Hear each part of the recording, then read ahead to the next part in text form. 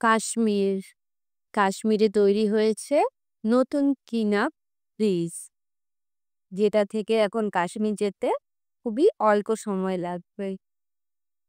কাশ্মীরকে পৃথিবীর স্বর্গ বলা হয়।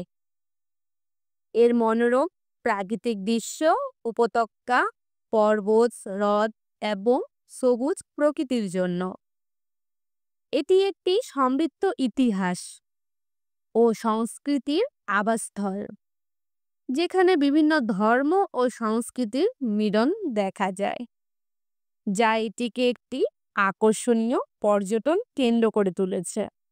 কাশ্মীর তার ঐতিহ্যবাহী হস্তশিল্পের জন্য সুপরিচিত, যার মধ্যে পশমিনা শাল, কার্পেট এবং অন্যান্য হস্তনির্মিত সামগ্রী উল্লেখযোগ্য। কাশ্মীর তার সুস্বাদু আপেল এবং বিখ্যাত জাফরান কেশর এর জন্য পরিচিত। জাফরান একটি মূল্যবান মশলা, যা কাশ্মীরেই বিশেষভাবে উৎপাদিত হয়।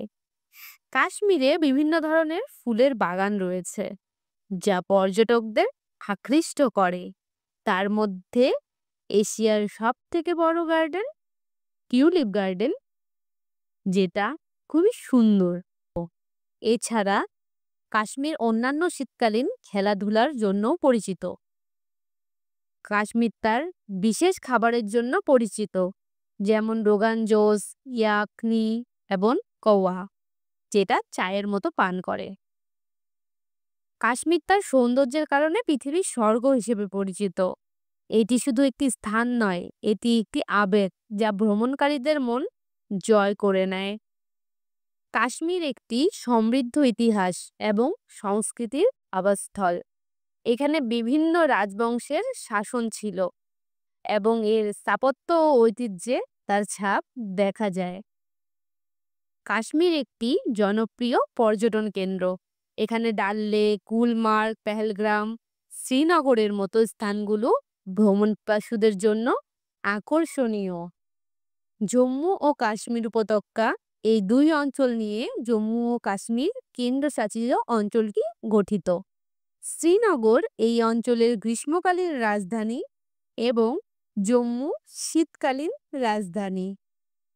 জম্মু ও কাশ্মীর অঞ্চলটি বর্তমানে ভারত, পাকিস্তান এবং চীন এই তিনটি দেশের মধ্যে বিভক্ত। ভারত নিয়ন্ত্রিত অঞ্চলটিকে জম্মু ও কাশ্মীর এবং লাদাখ নামে দুটি কেন্দ্রশাসিত অঞ্চল হিসেবে গঠন করা হয়েছে। পাকিস্তান আজাদ কাশ্মীর এবং গিলগিট বালতিস্তান নামে দুটি অঞ্চল নিয়ন্ত্রণ করে। চীন অক্সাই চীন এবং সকসগাম উপত্যকা নামে দুটি অংশ নিয়ন্ত্রণ করে। এই বিভাজনটি মূলত 1947 সালের ভারত-পাকিস্তান যুদ্ধের পর থেকে চলে আসছে এবং এই অঞ্চলের নিয়ন্ত্রণ নিয়ে ভারত ও পাকিস্তানের মধ্যে দীর্ঘদিনের বিরোধ বিদ্যমান।